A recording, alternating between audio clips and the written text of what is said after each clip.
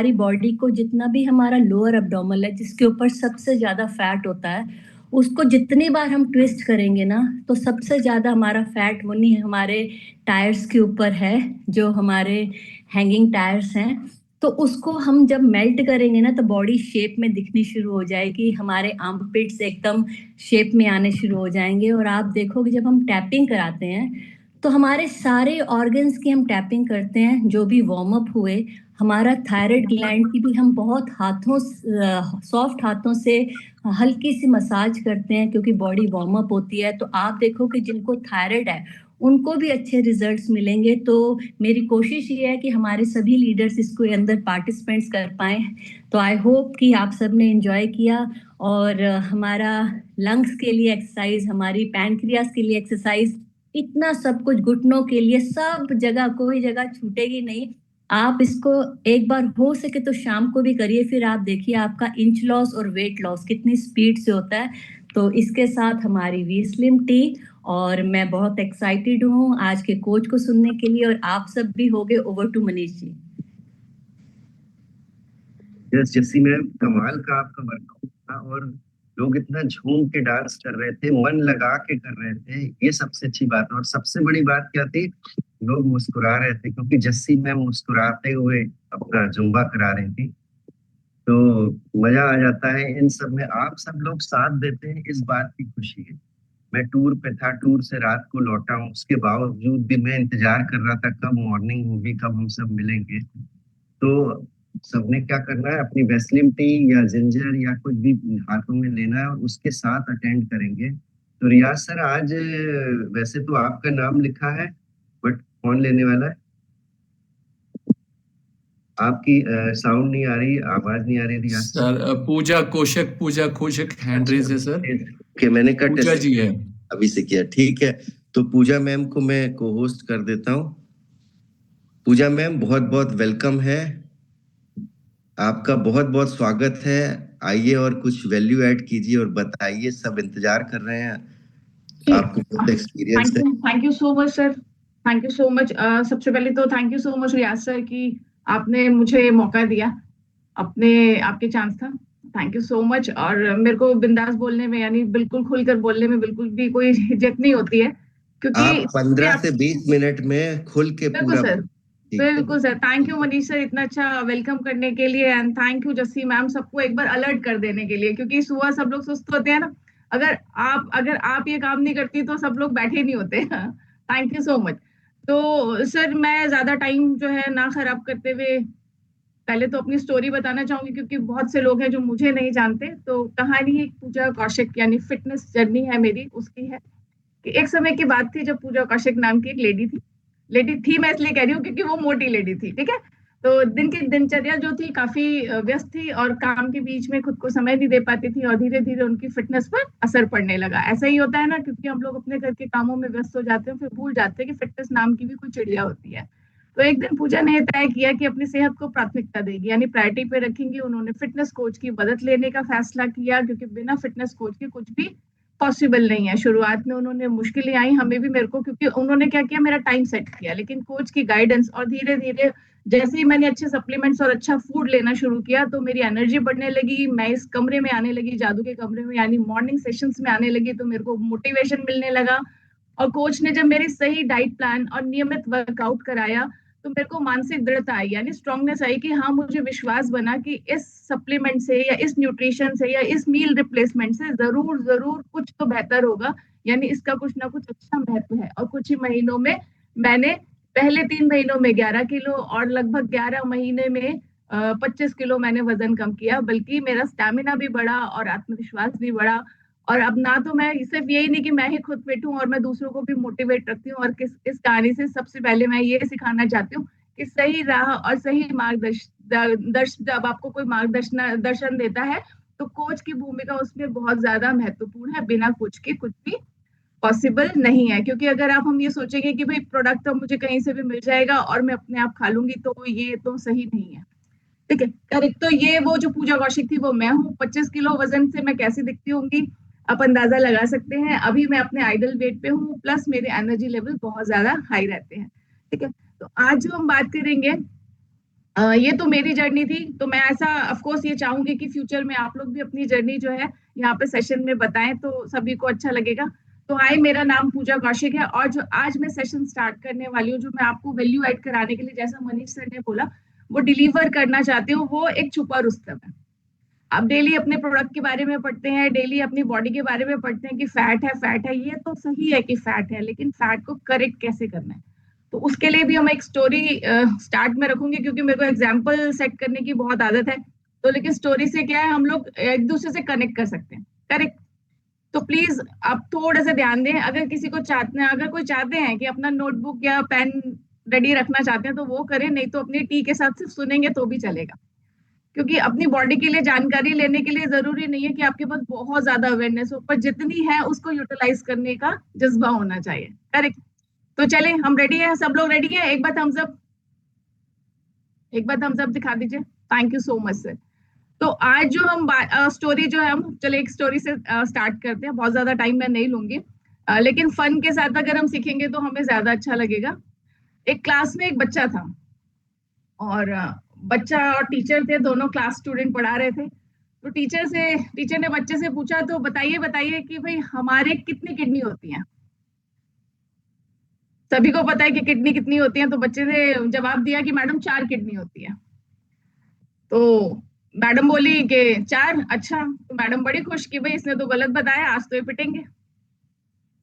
तो मैडम ने मॉनिटर से कहा कि जाइए और बाहर से घास का बंडल ले आइए चारे के लिए, क्योंकि हमारी क्लास में गधा है जो ये बोलते हैं कि 4 किडनी है। तो बच्चा बोला कि अच्छा, जब बंडल लेने जा रहे हो घास का तो एक काम करना, 1 कप कॉफी भी मेरे लिए ले आना।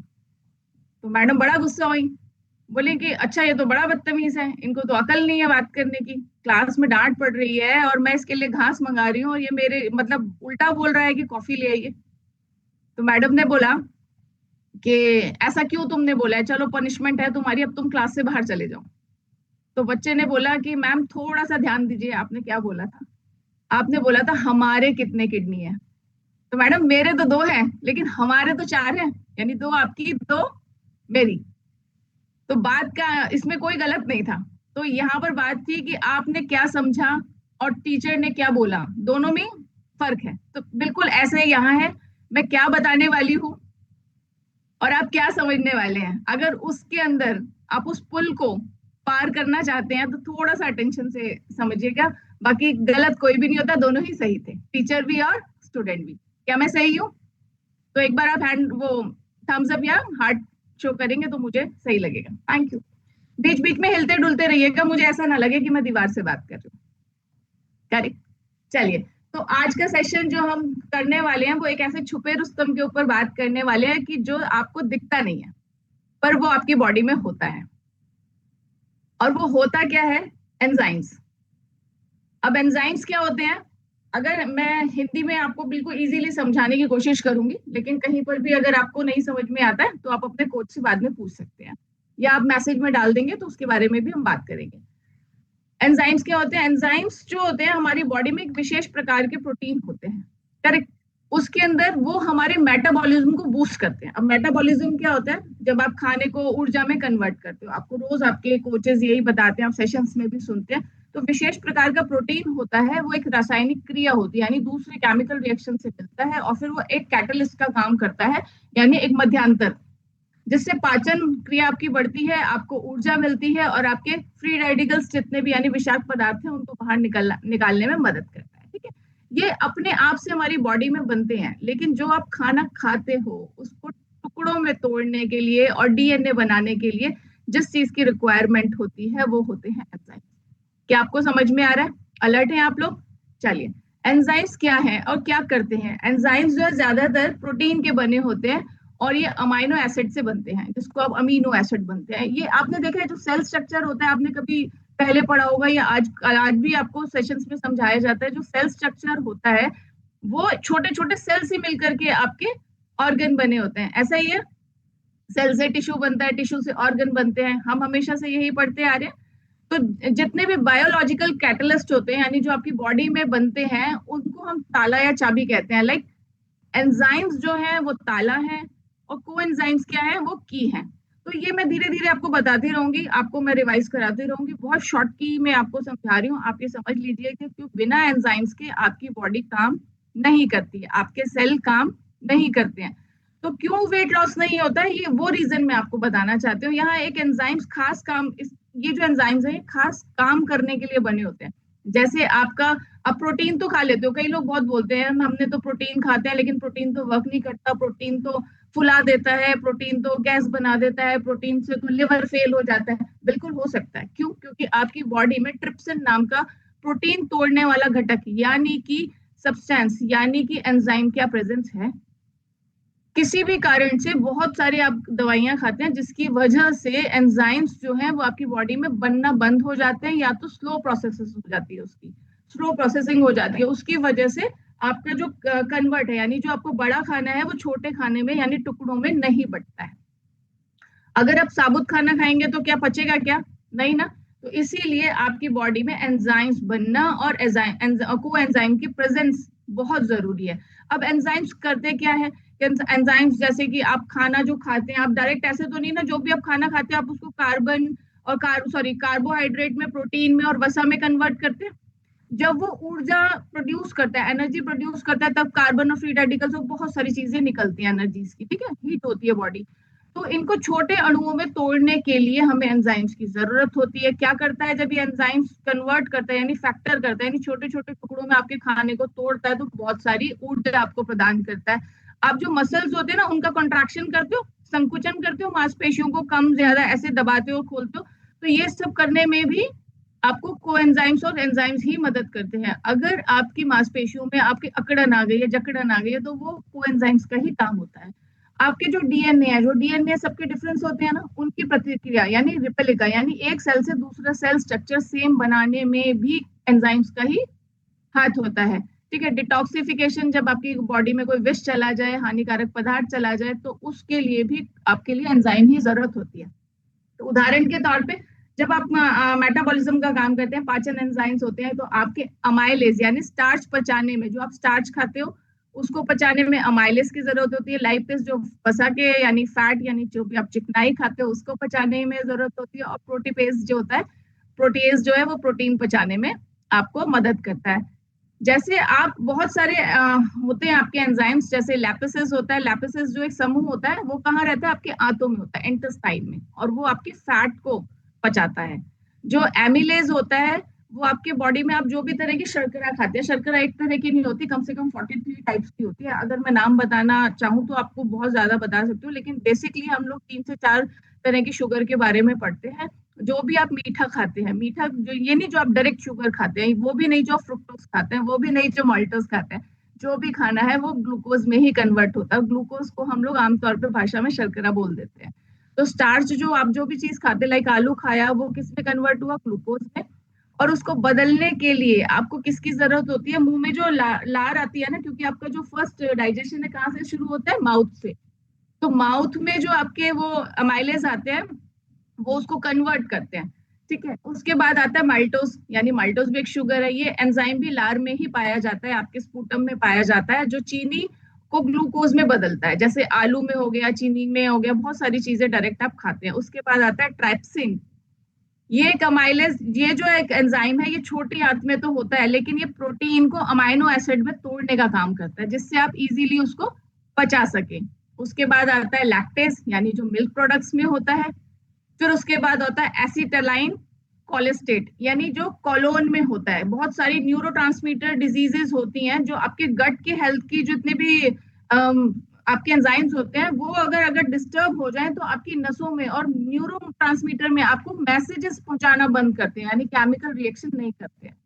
ऐसे फिर बहुत सारे आते जाएंगे, आप उनको करने के लिए तो कर लेंगे, लेकिन बेसिकली आपको जो इंटरेस्ट होना चाहिए वो ये होना चाहिए कि मेरी बॉडी में क्या है और क्या नहीं है, उसकी जानकारी लेना। तो ये बहुत तरह के आपके ऐसे छुपे रुस्तम है जिनको होना तो चाहिए लेकिन आप ध्यान नहीं देते। ऐसा ही है ना कि आपको पता था कि आपके एंजाइम्स इतने इंपॉर्टेंट है आपके लिए? क्या आपको पता था? ज्योत्सना मैम, आपको पता था नहीं मैम, नहीं एंजाइम्स में पता होने था। चाहिए? ठीक है। तो मैं ऐसा इसलिए बोल रही हूँ क्योंकि हम लोग बार बार यही बोलते हैं कि मैं खा तो सही रही हूँ, लेकिन ये हो क्यों नहीं रहा कोई काम? क्योंकि आप जो खा रहे हैं क्या उसको तोड़ने में, फैक्टर्स कन्वर्ट करने में, यानी छोटे छोटे टुकड़ों में पचाने में क्या मदद करने वाला एंजाइम्स या कोएंजाइम्स आपका काम कर रहा है? ठीक है, तो एक ही फैक्टर नहीं होता, बहुत सारी चीजें होती हैं आपके पास जिनको आपको समझना होता है। तो ठीक है, अभी तो हमने एंजाइम्स जाना कि एंजाइम्स होते क्या, फटाफट से हम ये जान लेते हैं कि कोएंजाइम्स क्या होते हैं। जैसा मैंने पहले बताया आपको कि कोएंजाइम्स जो होते हैं, एंजाइम्स जो है वो ताला है और कोएंजाइम्स क्या है, की है। यानी अब अगर आपके बॉडी में एंजाइम भी आ जाएगा लेकिन उसका दोस्त कोएंजाइम नहीं आएगा तो भी वो वर्क नहीं करेगा। अकेले काम करने में मजा नहीं आता ना, इसीलिए कोएंजाइम एक्टिव होते हैं। तो कोएंजाइम क्या होते हैं, वो ऐसे कार्बनिक यानी ऑर्गेनिक पदार्थ होते हैं जो शरीर में मिलकर आपके मेटाबॉलिज्म को फास्ट करते हैं। जो भी आप काम कराते हो उसको फास्ट करते हैं। दो दोस्त मिल जाते हैं तो क्या करते हैं, खुराफात करते हैं ना, बिल्कुल ऐसी ये दोनों मिलकर के मस्त काम करते हैं, बिल्कुल कोई नहीं इनको रोक सकता। अब एंजाइम्स अकेले काम नहीं कर पाते, कोएंजाइम्स इनकी मदद करते हैं। अब कोएंजाइम्स का कार्य क्या रहता है, रासायनिक क्रिया को यानी मेटाबॉलिज्म को फास्ट करना, उसको ऊर्जा में कन्वर्ट करने में सहायता करना, पोषक तत्वों को टूटने में यानी जो भी आप खाते हो उसके मेटाबॉलिज्म में मदद करना, और कोशिकाओं यानी जो सेल है उसको एनर्जी देना, उसको सही ढंग से काम करने के लिए कमांड देना। अब कोएंजाइम्स बनते किससे हैं, अधिकतर कोएंजाइम विटामिन से बनते हैं, खासतौर पे बी कॉम्प्लेक्स। जब आपके पास जब भी आप बीमार पड़ते हो तो डॉक्टर सबसे पहले क्या बोलता है, आपको विटामिन की कमी है और आपकी बी कॉम्प्लेक्स की कमी है, तो आप बी कॉम्प्लेक्स के बहुत सारे कैप्सूल्स खाते हो, लाइक बीकासूल बहुत आम है, लोग उठा करके कहीं से भी ले लेते हैं, ले भी लेना चाहिए। तो विटामिन B1 जो है वो किस में कन्वर्ट होता है, टीपीपी में। आप सिर्फ सुनिए, इसको समझिए कि आपकी बॉडी कितनी कॉम्प्लेक्स है, इसके अंदर क्या क्या चीज है जो आपको पता भी नहीं है उस बारे में। और विटामिन B2 है जो FAD में कन्वर्ट होता है, विटामिन B3 जो होता है NAD में, और विटामिन B5 जो है वो SOA में। कार्बन के अणु एटम्स होते हैं बहुत सारे, और अमाइनो एसिड्स के अणु होते हैं, यानी इनको फैक्टर्स करूंगी तो मैं बहुत सारी चीजें आपको बता पाऊंगी। तो प्रमुख कोएंजाइम्स के उदाहरण जो है वो ये है जिनको आप बार बार यूज करते हो अपनी बॉडी के लिए, वो है NAD। NAD क्या करता है, ऊर्जा प्रदान करता है, एनर्जी कन्वर्ट करता है, आपकी बॉडी में एनर्जी देता है जिससे आप सारे काम कर पाते हो। उसके बाद FAD क्या करता है, ऑक्सीकरण करता है आपके सेल की। कोएंजाइम्स ए क्या करते हैं, कोएंजाइम्स ए फैट और कार्बोहाइड्रेट को मेटाबॉलिज्म में आपको हेल्प करते हैं, कन्वर्ट करते हैं, चीजों को तोड़ते हैं। और कोएंजाइम Q10 जो है ATP बनाने में।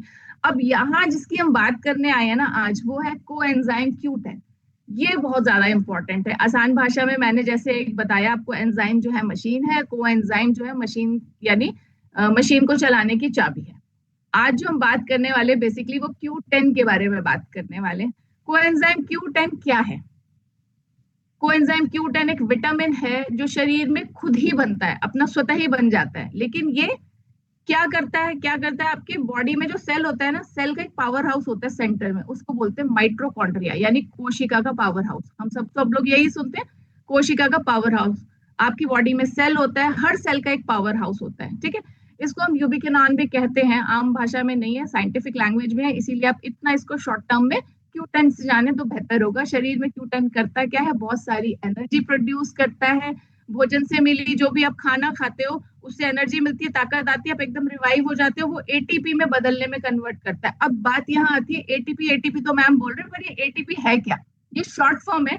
ATP क्या करता है, ATP का पूरा नाम है एडेनोसिस ट्राइफॉस्फेट, तो इसीलिए हम इसको शॉर्ट में ATP कहते हैं, ठीक है। अगर आपको दोबारा लिखना चाहते हैं आप तो लिख सकते हैं एडेनोसिस, ADENOSIN, ट्राइफॉस्फेट, TRIPHOSPHAT, ठीक है। तो एडेनोसिस ट्राइफॉस्फेट जो है वो ATP है। अब ATP करता क्या, जैसे आप बाजार जाते हैं तो बाजार से आप बोलते हैं शॉपकीपर के, भैया ये सामान दे दीजिए, या ये सामान मुझे चाहिए, या आप कहीं से भी कैश करते हो तो आपको कैश किसकी रिक्वायरमेंट मिलती है, सबसे पहले क्या चाहिए रहता है, कैश की।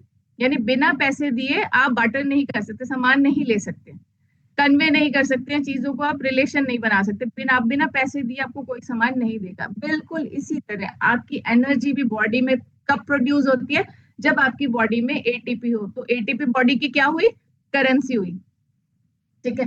क्या मैं सही बोल रही हूँ, आपको समझ में आ रहा है? कोई रिएक्शन नहीं है, कोई हिल डुल भी नहीं रहा है, मेरे को ऐसा लग रहा है कि मैं कहीं ऐसा तो नहीं दीवार से बात कर रही हूँ। क्या आप हैं, क्या आप हैं? यस मैम, यस मेरे को मैम, सिर्फ मूवमेंट दीजिए, क्या आप हैं, क्या आपका ATP वर्क कर रहा है? ऐसा लग रहा है हम साइंस क्लास में हैं। Thank you. क्या आप मैं बस ऐसे ही मेरे को थोड़ा मैं फन लविंग हूँ, मुझे सिर्फ मजाक करने की आदत है बीच में, ताकि आप अलाइव रहे, क्योंकि ऐसा नहीं लगे कि आप बिल्कुल रफ एंड टफ पढ़े ही जा रहे हैं। पढ़ना नहीं है, क्या आप हैं इसका मतलब आपकी एनर्जी वर्क कर रही है। ठीक है, तो अभी हम अगेन फिर से वहीं पे आते हैं ऑन द टॉपिक की एटीपी। एटीपी क्या है? एटीपी एडेनोसिन ट्राइफॉस्फेट होता है। एटीपी क्या करता है? एटीपी हमारे शरीर में कोशिकाएं यानी सेल, उसकी एनर्जी एनर्जी कन्वर्ट करने में हेल्प करता है। लेकिन वो क्या है? उसकी करेंसी है। करेंसी क्या है? मुद्रा है, पैसे हैं। ठीक है, यानी शरीर में होने वाले काम जो हैं उनके लिए ऊर्जा की जरूरत होती है, और वो ऊर्जा किससे मिलती है? हमें एटीपी से मिलती है। अब एटीपी करता क्या है? एटीपी मांसपेशियों को चलाने में, जब आपको दिन भर में, मैंने जैसे बताया कि जकड़न होती है या आप थके हुए महसूस करते हैं, आपको लगता है अकड़न हो गई है, तो इसका मतलब ये नहीं है कि भाई अब मैंने मूवमेंट नहीं करी थी तो सिर्फ इस वजह से। ऐसा भी होता है कि उन मांसपेशियों को, उन कोशिकाओं को आपको अच्छा एनर्जी नहीं मिल पा रहा है। ठीक है, तो उनको चलाने में मदद करता है। दिमाग के काम में जब आप बहुत थका हुआ महसूस करते हैं तो आपका एटीपी यानी करेंसी काम नहीं कर रही है, जेब आपकी खाली है। दिल की धड़कन को इम्प्रूव करने में, अच्छा बेहतर, ये नहीं कि रेस करना है, रेस नहीं करना, उसका काउंट डाउन जो है वो रिदमिक रखना है, यानी रिदम में रखना है। और कोशिकाओं की वृद्धि, यानी एक सेल अच्छा होगा तो बहुत अच्छे हमें सेल बनाने होते हैं ना, डुप्लीकेट करती है हमारी बॉडी, तभी तो हम हेल्दी रहते हैं, क्योंकि रोज मरम्मत होती है, रोज चीजें नहीं बनती है, रोज टूटती है, आप इतना सारा काम करते हो, आपके डेली टिश्यू ब्रेक होते रहते हैं। और जो जिम जाते हैं उनके तो और भी ज्यादा होते हैं, जो एक्सरसाइज करते हैं, आप इतना सब अच्छा वर्कआउट करते हो, तो इन सबको जो आप रिपेयर करना है, यानी बॉडी को रीशेपिंग देनी है, सेल को रीशेपिंग देनी है, उसके लिए Q10 बहुत बहुत जरूरी है। अब एटीपी तो आपने समझ लिया कि एटीपी होता क्या है। एटीपी आपको ये भी पता चल गया करेंसी होती है। अब आपको ये कैसे पता चलेगा ये बनता क्या है? तो बिल्कुल मैंने अभी थोड़ी देर पहले बताया कि माइटोकॉन्ड्रिया में, यानी कोशिका के पावर हाउस में, यानी सेल के पावर हाउस में। अब एटीपी काम कैसे करता है? एटीपी में बहुत सारी एनर्जी क्या होती है? इकट्ठी हो जाती है, यानी संचित हो जाती है, यानी स्टोर बनता है। जैसे आप अपनी पॉकेट में, अपने पर्स में बहुत सारे पैसे रखते हो ना, आप बिल्कुल ये समझे कि पर्स जो है वो माइटोकॉन्ड्रिया है, एटीपी उसके अंदर करेंसी है, और वो इकट्ठा रहती है, स्टोर रहती है।